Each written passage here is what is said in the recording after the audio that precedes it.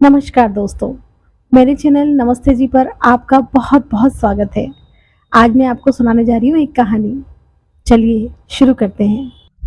बेटी हुई तो क्या हुआ, ये भी तो मेरी संतान है। मधु को नींद नहीं आ रही थी। अब उसे भला कौन लोरी सुनाता। अब तो उसके सर से माँ का साया भी हट गया है। जिस आंचल की छांव तले वो खुश और मस्त रहती थी, आज उसी ममता की छांव से वो वंचित हो गई। माँ को गए 15 दिन हो गए थे। सभी रिश्तेदार भी जा चुके थे। अब उसे भी वापस ससुराल जाना था, पर घर है कि छूट ही नहीं रहा था। माँ की यादें घर के कोने कोने में बसी हुई थी। अपनी सिसकियों पर काबू रखते हुए मधु ने आज की रात निकाली, पर माँ के साथ बिताया गया बचपन का हर लम्हा उसके दिल पर छप गया था। पहले के जमाने में कौन सी हर लम्हे की फोटो ली जाती थी, पर आज भी सालों पुराने वो लम्हे दिल पर छपे हुए हैं। आजकल तो आंखों से जीते जी रिकॉर्डिंग करने में ही व्यस्त रहते हैं और उसे भी कभी दोबारा खोलकर नहीं देखते। माँ के साथ की कुछ एक ही फोटो है, पर उससे भी ज्यादा माँ के साथ बिताए गए अमिट लम्हे हैं, जो आज भी सुख और दुख की मुस्कान दे जाते हैं। मधु की माँ विद्या जी यूं तो ज्यादा पढ़ी लिखी नहीं थी, पर फिर भी उन्हें दुनिया भर की सारी समझ थी। पति मोहन के ऑफिस के काम की सारी जानकारी दे देते थे और कभी कभी वो खुद भी सलाह दे देती थी, जिससे मोहन बाबू को मुसीबतों का हल मिल जाता था।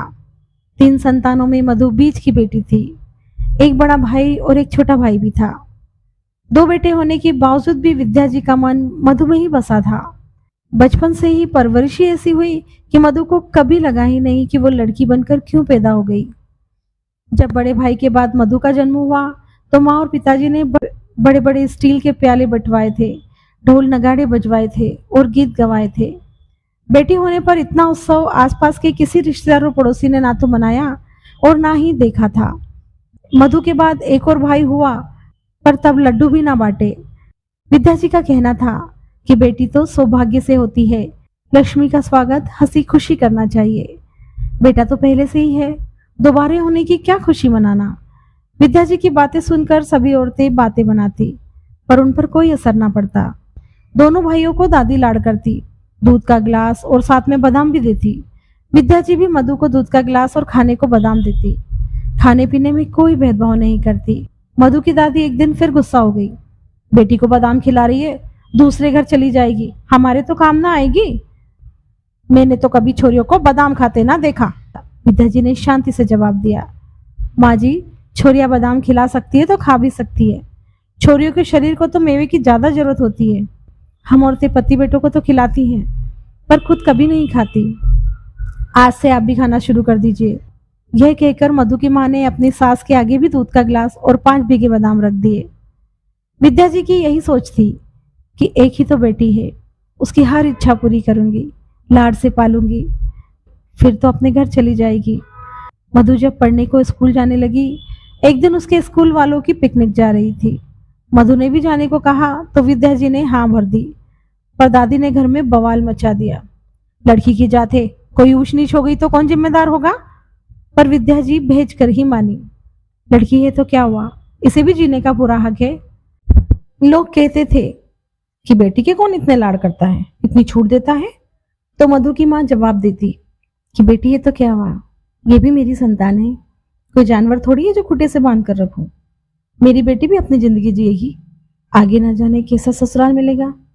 बेटी है तो मैं किसी तरह का भेदभाव क्यों करूं, इसे भी दर्द सहकर ही जन्म दिया है मैंने। मधु की माँ की बातों में ही दर्द झलक ही जाता था कि आखिर उनकी बेटी को एक दिन तो ससुराल जाना ही होगा। जब तक मेरे घर में है इसके लाड कर लूं, आगे तो देखने को ही तरस जाऊंगी। मधु माँ की बातों को तब समझ नहीं पाती और माँ उसके गालों का चुम्बन ले लेती और वो भी माँ से लिपट जाती। उनके यहाँ पानी की बहुत कमी थी। दादी कई बार कहती, मधु से भी बाहर से पानी मंगवा लिया कर, इसकी और भी तो सहेलियां जाती है। पर मधु को वो कभी पानी लेने नहीं भेजती, चाहे सहेलियों के संग खेलने भेज देती। मेरी बेटी पानी लेने नहीं जाएगी और ये दोनों बेटे क्या पलंग तोड़ते रहेंगे। उन्हीं से ही विद्या जी पानी के घड़े मंगवाती। घर का काम सिखाने में कोई कोताही नहीं थी, क्योंकि हर माँ को पता है और ये उसकी जिम्मेदारी भी है कि वो घरेलू काम अपनी बेटी को सिखाए। माँ बड़े ही लाड़ प्यार से सिखाती थी। कुछ ही सालों में मधु रसोई के काम में दक्ष हो गई और घर भी अच्छे से संभालने लगी। अब मधु कॉलेज में आ गई थी। कॉलेज में दूसरे शहर घुमाने ले जा रहे थे। विद्या जी ने भी तुरंत ही हाँ कर दी और मोहन बाबू से लेकर पैसे जमा करवा दिए। क्या मधु रात को भी ना लौटेगी? जाने कहाँ सोएगी?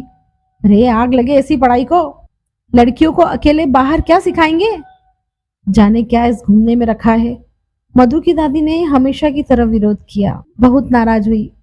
पर विद्या जी का कहना था, यही तो दिन है, सहेलियों के साथ घूम फिर लेगी। शादी के बाद सहेलियों से मिल भी ना पाएगी। फिर अकेली थोड़ी ना जा रही है, पूरी बस लड़कियों से भरकर जा रही है। सब साथ में रहेंगी, मैडम भी तो है। माँ ने बचपन से लेकर यौवन तक मधु को बड़े ही लाड़ प्यार से पाला और उसकी हर एक इच्छा पूरी की।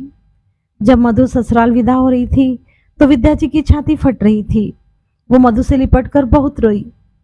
मेरी बच्ची, मैंने तेरी हर इच्छा पूरी करने की कोशिश की, जमाने रिश्तेदारों की परवाह नहीं की। मैं बस यही चाहती हूँ कि तुझे भी ये महसूस ना हो कि तू एक लड़की है तो तेरे साथ मायके में भेदभाव हुआ है। मायका थोड़े दिनों का ठिकाना होता है। यहाँ से जो तेरी यादें जुड़ी है वो अच्छी यादें हो। तुझे कभी अपने लड़की होने पर अफसोस ना हो। कल को तेरी भी अगर बेटी हो तो तू भी उसके अच्छे से परवरिश करे। मधु शादी होने के बाद अपनी गृहस्थी में व्यस्त हो गई। कुछ सालों में वो 2 बेटियों की मां बनी। मधु की सास रोज ताने देती, पर मधु की नानी बहुत खुश थी। मधु अपनी दोनों बेटियों की परवरिश वैसे ही करने लगी जैसे उसकी मां ने की थी। एक दिन सुबह खबर आई कि मां अचानक से चल बसी। अच्छी भली रात को सोई थी, सुबह नींद ही ना खुली। मां के चेहरे पर असीम शांति थी। उन्होंने अपनी बेटी को जितना प्यार दिया उतना ही बहुओं को भी दिया। बहुओं की रो रो कर बुरी हालत थी। मधु को लगता था कि मां कोई पुण्यात्मा थी जो इतना प्यार लुटाकर चली गई। मधु ने अगली सुबह वापस जाने के लिए सारा सामान बांध लिया। घर की दहलीज से बाहर पैर रखे ही थे कि ऐसा लगा मां वहीं दरवाजे पर खड़ी होकर आशीर्वाद दे रही है। मधु ने अगली सुबह वापस जाने के लिए सारा सामान बांध लिया। घर की दहलीज के बाहर पैर रखे ही थे कि ऐसा लगा मां वहीं दरवाजे पर खड़ी होकर आशीर्वाद दे रही है।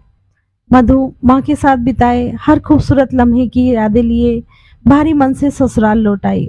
मां के साथ बिताया हर लम्हा खूबसूरत और अमीठ होता है। मां सदा बच्चों को प्यार और आशीर्वाद ही देती है।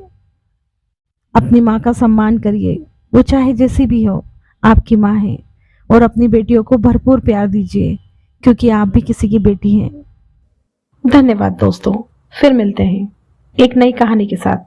अगर आपको मेरी कहानी पसंद आई हो तो लाइक, शेयर और मेरे चैनल नमस्ते जी को सब्सक्राइब जरूर करें और साथ ही बेल आइकन जरूर दबाएं ताकि मेरी कहानियां आप तक पहुंचती रहें। धन्यवाद।